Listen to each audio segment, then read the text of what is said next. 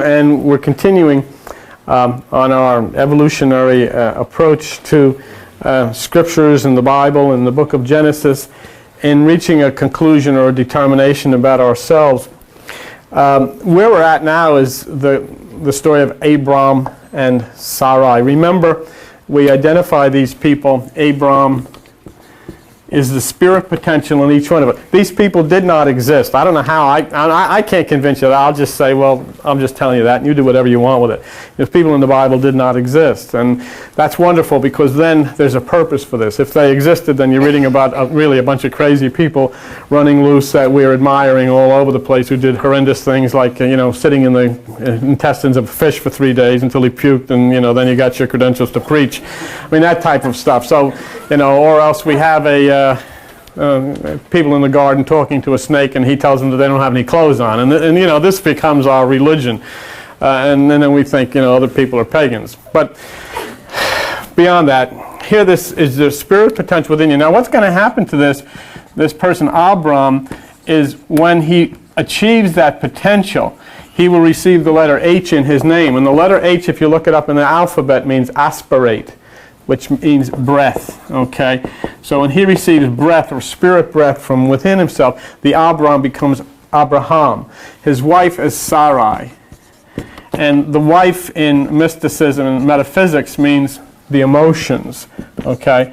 But when she gets to that point, now don't forget, she didn't exist. She is in here. She's you. When she reaches that point where the emotions then become virgin, when they are separated from the thoughts, and they become virgin consciousness, she will receive the H in her name, and SaraH will become SaraH. And then, in that barren state, which is virgin consciousness, she will give birth to the child. So this is our spirit potential of the mind, AbraHam. And AbraHam is two ancient Hindu words. The Ab is father, Ram is that which is the spirit breath. Okay, that's why it's AbraHam. So it's spirit father, which then will manifest itself within us through that which is our emotions being converted into a spiritual aspect of, virgin consciousness, which is SaraH becoming SaraH. Okay. In addition, in the story, we had Lot, which was the conflicting part. This is the nephew of AbraHam, and Lot is the desire to live in Sodom, which is the lower part. Doesn't mean you want to have sex. Everybody does. It doesn't mean you want to drink. Everybody does to a certain extent. Doesn't mean you want to smoke. You want to go to Atlantic City. It has nothing to do with it. It talks about developing a desire to run your show instead of allowing that which is the spirit potential of the right hemisphere of the brain to run the show. So Lot is the desire to live in the lower. AbraHam is the desire to live in the higher. And the two present a conflict to each other. We get to a really beautiful part here. And you'll see the evolution of this, because if you remember, as we began in Genesis, we had the conflict between Adam and Eve, who obviously did not exist. It's our part of our physical and mental. Adam and Eve and the serpent won. Okay. Then we had the conflict between Cain and Abel, which was the same thing. The left side and the right side, and Cain won. But now we get into a whole new situation here. And we're going to introduce to two new characters as we continue. And these characters just are items which are representative of parts of your mind. We get introduced to the king of Sodom, and we get introduced to Melchizedek. Okay? And these are two new aspects of the mind, and you'll see the development, because for the first time since we started off in Genesis in this evolution of the mind and the brain and the consciousness, the AbraHam, or the spirit potential inside of us, will overcome that which is the left side. All right? Now, let's look at that. If you go to page, what page is this on? Genesis 14, page 11, I think. Page 11 in the Bible. And then you'll see this for yourself, and then you try to kind of put it together with the way you feel. Now, so we got to that part. Let's take a look at what happens. And in the first time, where after the serpent had overcome Adam and Eve, the left side had won, the right side had lost. Cain had overcome Abel, the left side had run, the right side had lost. Here's a situation in Genesis chapter 14. The word Damascus means activity. Okay. The word Damascus means activity, where things are going on. Now, here we'll see AbraHam, which is the spirit potential within you, overcomes the left side. For the first time, you're able to deal with that thing that is gnawing inside of you. Here we have this O.J. Simpson thing. The left side won big time within him. Overcame him completely, and the destruction that came out of that, well, obviously. Now, this is what is being said here. You say, oh, that's a terrible thing. And indeed, it is a terrible thing. But it's nothing compared to when the left side of people in corporations destroy people who work for them, people in governments who drop bombs on other people and kill them by the millions. It's the same thing. It's the activity of Damascus. It's activity. And where is it that AbraHam overcomes? And this is the beautiful part.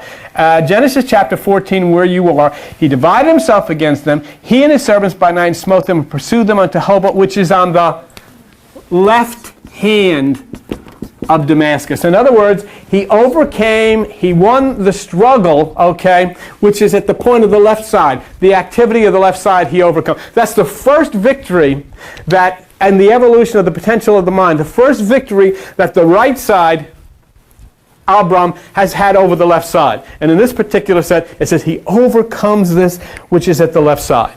And that's where we pick this up. Because through Genesis, we've seen Adam and Eve get kicked out of the garden, which means we have no longer control in the right hemisphere of the brain. We're now dwelling in the left hemisphere of the brain, where all of the crap comes from, where all of the hurt comes from, when all we fight with one another, and we scream at one another, and we beat one another up, and we drop bombs on one another, and we rape one another, and we molest one another. We do all of these things. It's the left side wins constantly. And here's the first signal that that doesn't have to be that way. He overcomes the activity of the left side. That's the first time in the Bible. And then we see something that really is beautiful that takes place here. After he overcomes the activity of the left side, okay, remember something. When he has overcome this activity, it says in Genesis 14, verse 17, the king of Sodom went out to meet him. Here's where we're introduced into the king of Sodom. The king of Sodom is your ego. You've been doing meditating, like Jackie Kennedy or whoever it is. You've been doing this meditation. You've been struggling within yourself to overcome that left side, which will cause you to self-destruct. And then finally you have a confrontation now with your own ego. You have a confrontation which is the left side. You have a confrontation going on within yourself. You decided yourself, you're not going to allow yourself to be destroyed. You're not going to allow your children to be destroyed. You're not going to allow your family to be destroyed. You finally discovered that the destruction that comes to your family and to yourself all emanates from within your very own mind. You're going to find out what this is all about. You're going to strike that part within yourself that can lift you above all of this, and your ego now will come against you and start attacking you. But here is something different. Remember, AbraHam has overcome the activity of the left side, so that which is the king of the left side, represented by the name King of Sodom, comes out to cut a deal. Hey, I'll make a deal with you. I'll make a deal with you. And what does it say?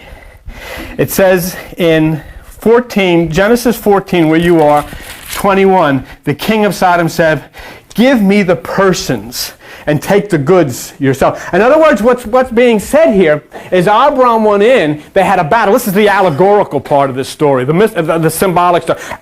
AbraHam won. He captured the people and he took all of the material goods. But this is the story. It's an allegory. Now the king of Sodom says, look, I'll make a deal with you. You give me the people, you can take all the material things for yourself. You know what's been said there? The left side of your brain is saying, you stick with me and you'll be rich. You give me yourself and all of those material things that you want, you'll get. What do you say? What do you say? What do you say? What do you say? And you know, generally, that's where we've come. We've come this far. We have come this far as a human race in our evolutionary trip towards self-destruction because we've said, that's a deal. That's a deal. Slip it to me. See?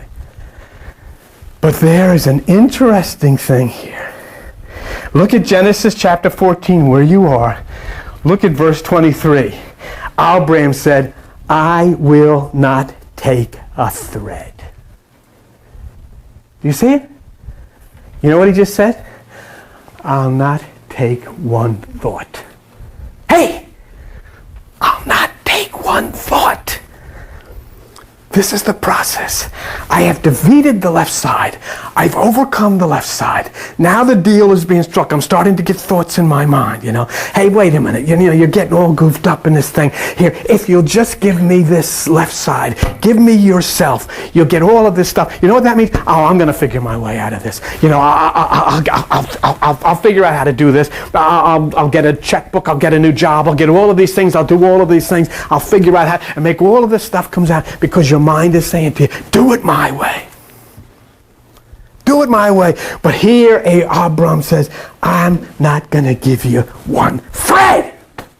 And when you come in and you sit in meditation and you om or you miao ringo or whatever, you raise yourself up, you have shut down the king of Sodom, which is the left hemisphere of your brain, is screaming, don't do that. Give yourself back to me. If you want to be successful, you got to go to college. If you want to be successful, you got to get a job. If you want to be successful, you got to do this. You got to join Little League. You got to be just like your daddy or you'll never have a psychiatrist like I have.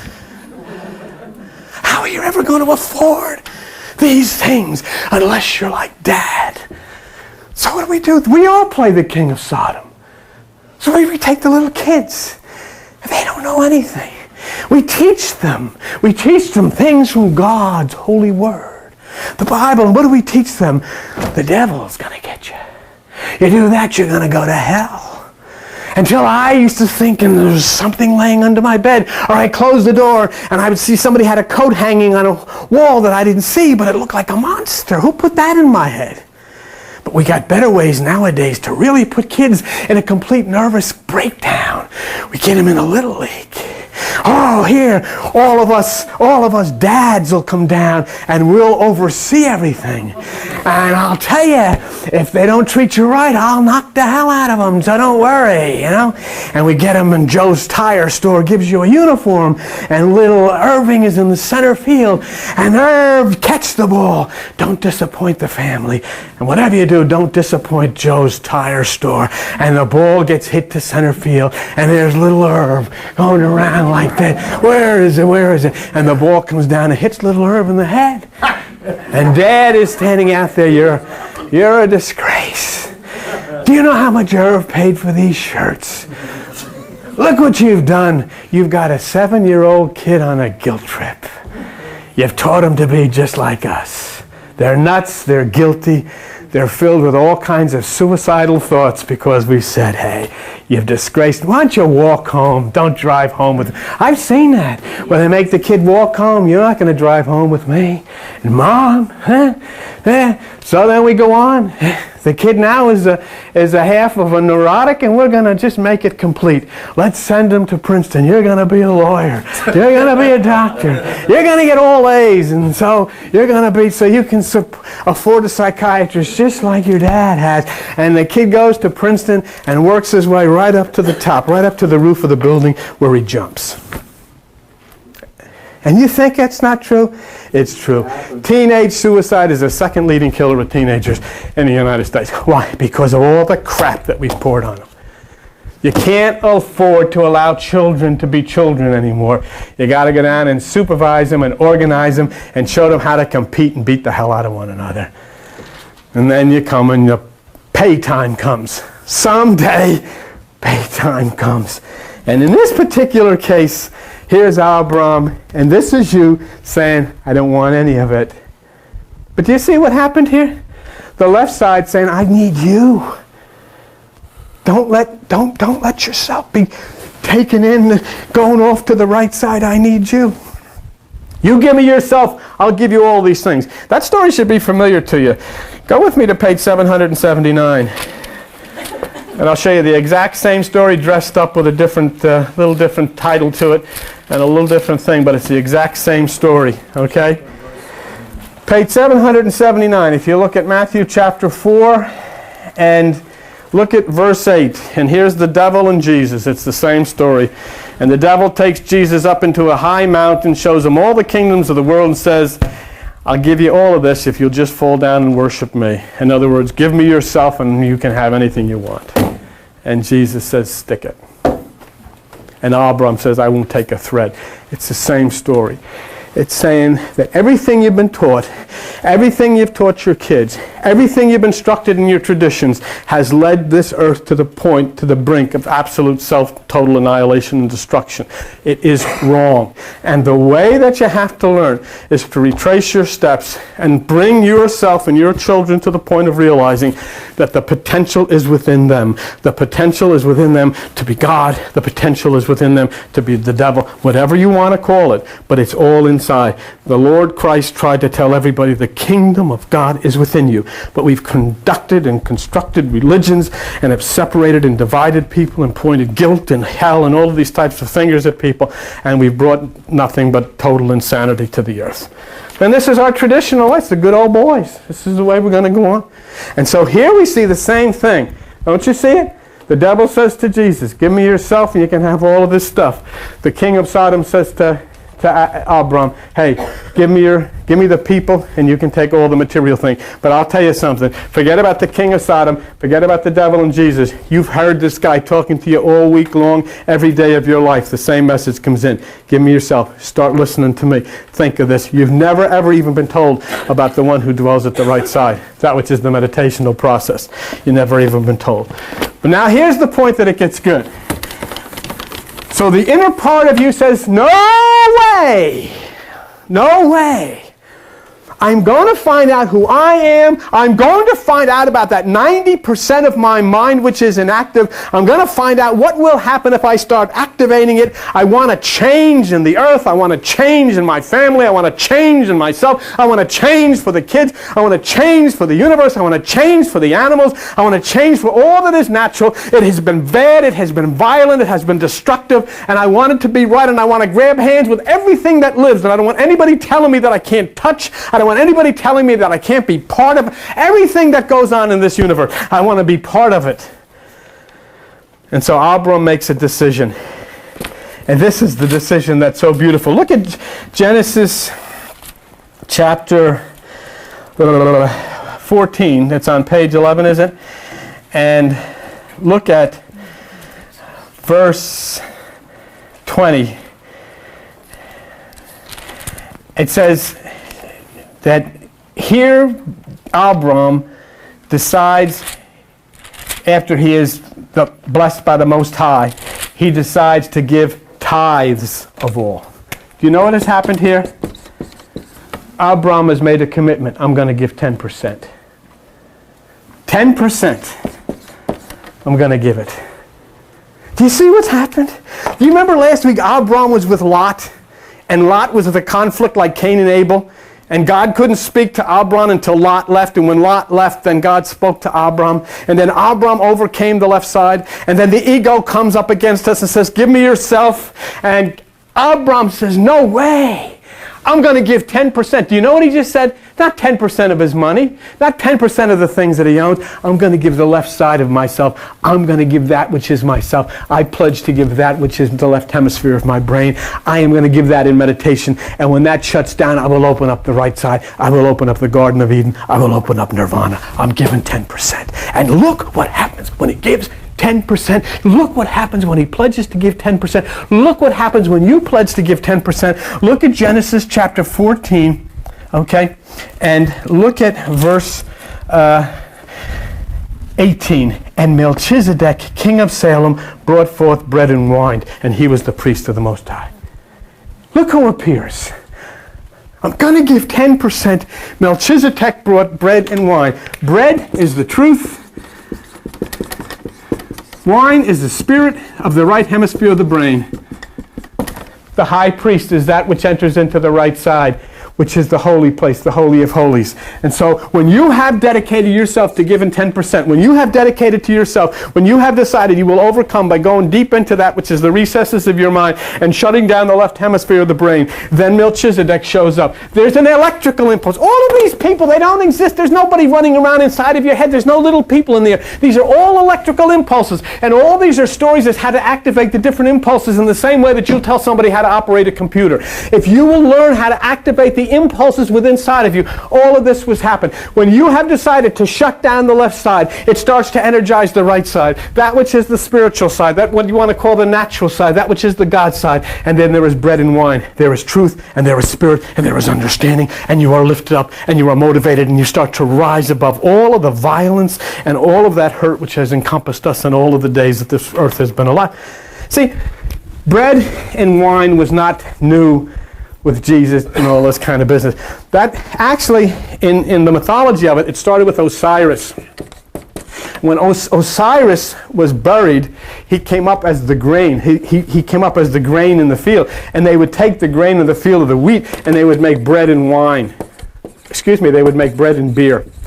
They didn't make wine. Bread and beer they made long time ago. Yes, that's where it first came from. The cult of Osiris, they took that which was the grain that grew out of the ground, and they made bread and they made beer, and it became the body and blood of Osiris, and it became the bread and wine. And then when the culture moved to Greece, there appeared the god Dionysius, and it was changed from bread and beer to bread and wine. Okay? And it means truth and spirit. And so here, what has happened? Do you see the evolution? What's happened? All of a sudden, we had the serpent overcoming Adam and Eve. We had Cain and Abel. Cain overcoming Abel, and here for the very first time, AbraHam overcomes the left side. The ego comes out and says, don't do this. Give yourself to me, and you can have all of these physical things. AbraHam, that which is within inside of you, says, I will not take a threat. I will not take a thought. I'm going all the way with this. I'm going to give the 10%. I'm going to give my left side in meditation. And then suddenly when you decide to give your left side in meditation, Melchizedek comes. The high priest opens the temple, which is at the right hemisphere, the right side, and there is the flowing of the bread and wine. There is the flowing of the truth and the understanding and the spirit. And it all happens through electrical impulses inside of your head. And what's wrong with that? It happens naturally. And it doesn't cost you anything. You don't have to join anything. You can sit on the john and do this. It doesn't require you to be in any special costume or to sing any special songs as you heard this morning. You can do whatever you want to do, any way you want to do it. But the point is, you've got to be willing to make a decision. Am I going to plug into the left side, or am I going to open the door to the right side? Hey! Look, let me show you something. But this is some people that haven't been here. Somebody yell out to me and tell me what page 1 Kings is on in your Bible. I want to show people that haven't seen this before. Just tell me what page 1 Kings is on. 1 Kings chapter 6. Tell me what page it's on. 290. Would you look in that, and I'll show you something, and look at that page 290. Chapter 6 is 296. All right, 296, okay. This is the construction of the temple. Remember, it says God lives in a temple not built with human hands. The only temple that exists in the universe that is not built with human hands is right here. Right here. That's the temple being discussed. I'm going to show you the temple, the construction of the temple in metaphysical symbolic terms. Okay? 1 Kings chapter 6, verse 7.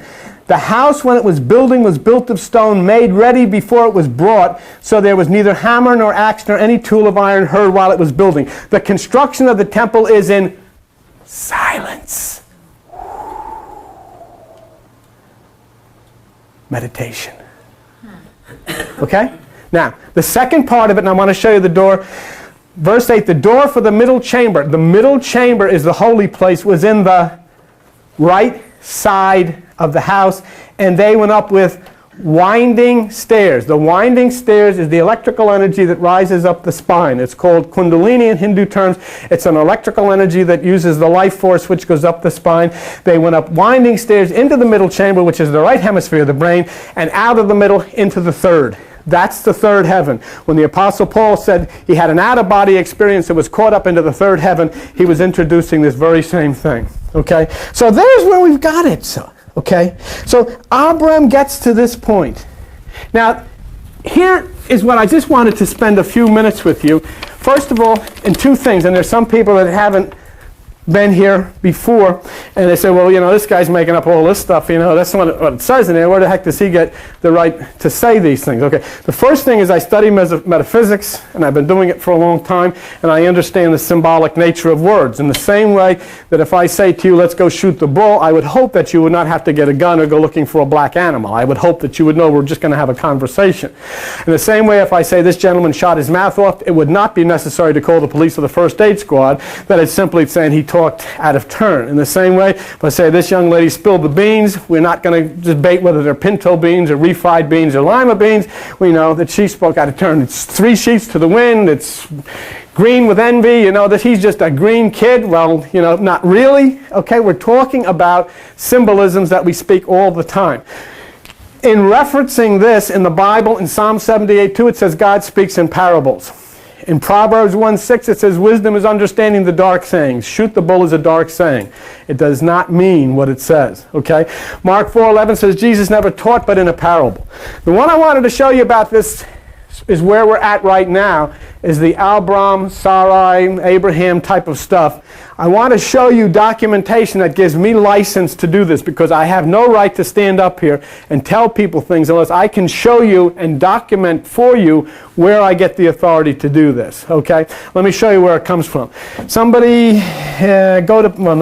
to page 953 in those Bibles. And if you would, look in Galatians chapter 4 and page 953, Galatians chapter 4, and look at verse 22. It is written, Abraham had 2 sons, and that's what we're talking about now. Verse 23, he who was of the bondwoman was born after the flesh, he of the free woman was by promise. The next thing I want you to see what is in verse 24. Which things are an allegory? Do you see it in the Bible?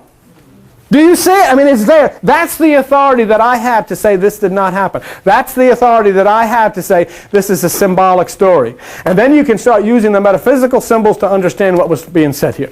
The Bible says it is an allegory. It is documented so that I have a right then to proceed on the allegorical nature of the text. Otherwise, it's just an opinion. It's not an opinion. It says so right in here.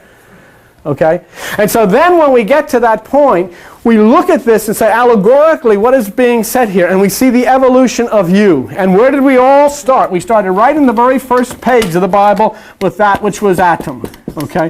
We took a rib out of the atom, meaning we split the atom and we multiplied the energy. We introduced Eve, was the introduction of thought. We introduced the serpent, which is the introduction of contradictory thought. We developed that which was conflict through Cain and Abel. We moved into the left hemisphere of the brain when we left the Garden of Eden. And now we have moved into this strange story of Abraham, where we start to see evolutionary how we start to overcome the left side. And how do we start to overcome the left side? The first thing that Abraham had to do was get rid of Lot, because Lot wanted to live in Sodom. That's the part of us. We have to make up our mind that we don't want this inside of us, that we're going to direct ourselves to the right hemisphere. Lot is gone. God talks to Abraham. Abraham overcomes the left side. The king of Sodom, the ego, comes out and says, hey, look, give me yourself. I'll give you this stuff. And Abraham says, take a hike. And then all of a sudden Melchizedek appears, which means an impulse starts pulsating within us that opens the door to the right hemisphere of the brain, brings the bread and wine, which means brings the truth and brings spiritual understanding. And we're starting to move away from all of the crap that we've been immersed in and starting to head towards the right hemisphere, starting to head to the eastern place within inside of us, starting to head to the 90% of the brain within inside of us which is dormant, because all of us, no matter how smart we are 90% ignorant because the right side is not functioning under our command. And why isn't it? Because we've chosen to live with the left side. We've chosen to say to the king of Sodom, yeah, I know what you're talking about. I'll take this. I wanted to show you kind of quickly just some documentation about this thing of tithing, because the thing of tithing has been used by religious organizations to take 10% of people's money out of their pockets. I'm sure they didn't do it intentionally. In some cases they have, and that depends on the person. But for the most part, they have misinterpreted this, and they have decided to take 10% of money. They say you give it to the church. Let me just show you something that I think is interesting and kind of takes away from that. I'll probably have to find it someplace else. There Yeah, well, yeah, okay. If you look on page 24 of your Bible, Genesis chapter 28, here's a point where there's a guy out in the desert. There's no such thing as a church. There's no such thing as religion. He's all by himself. All he's got is a rock and some sand. And his name is Jacob. And it says in Genesis chapter 28, if you look at that, Jacob, Genesis chapter 28, page 24, verse 22. And he says, "And this stone which I have set for a pillar shall be God's house, and of all that shall give me, I will surely give the 10th unto thee." Who's he going to give? 10% of what? The rock he's got there? Who's he going? What church is he going to give it to in the middle of the Arabian desert? Ding dong, where's the church? Is Jerry Falwell? No, I shouldn't say this. I'm going to get. Who's got their hands out? Nobody. What does it mean?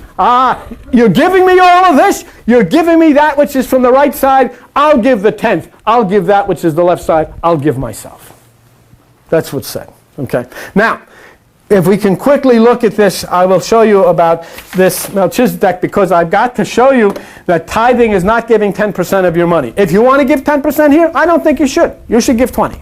No, now that sounds fair because there are people going to be sitting here, but you know that those of you who have come here for years, nobody's ever said to give a dime. And for the most part, you've been true to that. You haven't. It's a struggle. It is a struggle to pay veto, but we're able to do that. We don't, you've been faithful. I said, don't tithe, and you obey. That's okay. Okay. Let me show you something. And once again, remember, I'm not here to get anybody to believe in anything. I'm only asking you to think. If the stuff starts making sense, start looking at it yourself. Get books on it yourself. Study it yourself. I'll be glad to sit and talk with you. But I can only give you ideas that propel you on. The only thing that I've always tried to do is document where I get this stuff from so that you can see for yourself. The Apostle Paul, whoever or whatever he was, devoted a whole chapter of the Bible to tell people, don't give 10% of your money to the church. It's in the book. Okay? And if we could quickly just look at that, and then we can go on. I just wanted to show you. If you go to page 980 in the Bible, and you'll come up to Hebrews chapter 7. Okay? First of all, there is a description of this Melchizedek, which proves that we're not talking about a human being. Okay? We're not talking about a human being. We are talking about an electrical impulse inside of your brain that receives the name of Melchizedek. Don't you see? Look, when you flip the switch on that particular impulse, it acts in a way that it starts to activate the right side. You start to understand things you didn't understand before. You start to rationalize things spiritually. So they put that little switch and they title it Melchizedek. Okay? That's all this is. There's another switch inside of you that when you activate it, you get in all kinds of trouble. You start screwing up everything. You start, you get this and say, well, geez, I didn't know it was going to turn out like this. I really screwed that up. When you flip that switch, it's called the king of Sodom. It's called Cain. It's called the serpent, whatever you want. But when you touch that switch, you start an electrical impulse. They just put names on all of these different impulses inside of your brain. It's all electricity. There's none of these people in there. Are you surprised to hear that? There's no people in your head. Isn't that good? And many of us, there's a lot less than even that in there. But anyhow, there's nobody in there. But there are a whole mass of wires and electrical things going in there. And it says that when you touch them, you activate them, different things happen. You do different things. If you start thinking sexually, and some of you have been known to do that. If you start thinking sexually, you know what happens? Immediately your body starts triggering different things into your body. What do they call them? I would know. What are they? Hormones start triggering into your body. And different things happen, as you know. How? Because you started thinking this way. So whatever you think, your body reacts immediately. Start thinking sexy. I'll wait for a minute. And you know it. And you probably have done it before. But I mean, what happens? As soon as the thought comes in, you start entertaining the thought, the body kicks in and starts doing things. The flight or fight syndrome is another thing. You got to freak out, your body instantly triggers and it rushes blood and tells your blood to coagulate faster, anticipating that you're going to get a cut. All of it. So then what happens if you start thinking this way? What happens if you start thinking to the right side? Your body triggers in and things start to happen. You flip the switch. You flip the AbraHam switch. And then one day the AbraHam switch turns into the AbraHam. You become the father of many nations, which means you become the director of those which are the divine thoughts on the right side. Real quick, I just wanted to show you, so we identify this Melchizedek. There's not a person, but is an aspect inside of your mind. If you look at page 980, look at Hebrews chapter 3. Who was this Melchizedek? Chapter 7. Okay, see verse 1, for this Melchizedek, okay. Verse 2, to whom AbraHam gave a tenth, okay. What was he, verse 3? Without father, without mother, without descent, having neither beginning nor end, but made like unto the Son of God, abideth the priest continually. What is it? Has no father, has no mother, has no heritage, has no beginning, has no ending. It is universal consciousness. That's what Melchizedek means. And it dwells inside of you, waiting for you to decide to give a tenth. And that, as you know, means that waiting inside for you to give the left hemisphere, give that left side. Okay, and look at verse 4. Consider how great and different he was. Okay, now this is the interesting part. Look at verse 5, and this is what I want to show you. They that are of the sons of Levi, who receive the office of a priesthood, have a commandment to take tithes of the people according to the law. Okay, so in other words, Levites in the Bible are religious people. They're priests and they're ministers and evangelists and the people that you see today. Those were the ones who had the law to say to take tithes, okay? But look what it says in verse 6. But he whose descent is not counted from them received tithes of Abraham. In other words, he didn't give it to any priest. He didn't give it to any evangelist. He didn't give it to any pope. He didn't give it to any minister. Who did he give it to? He gave it to something that did not exist in the physical realm. And that's exactly what Paul says. It was not to a priest that he gave this. See? Look what it says in verse 8 then. Here men that die receives tithes.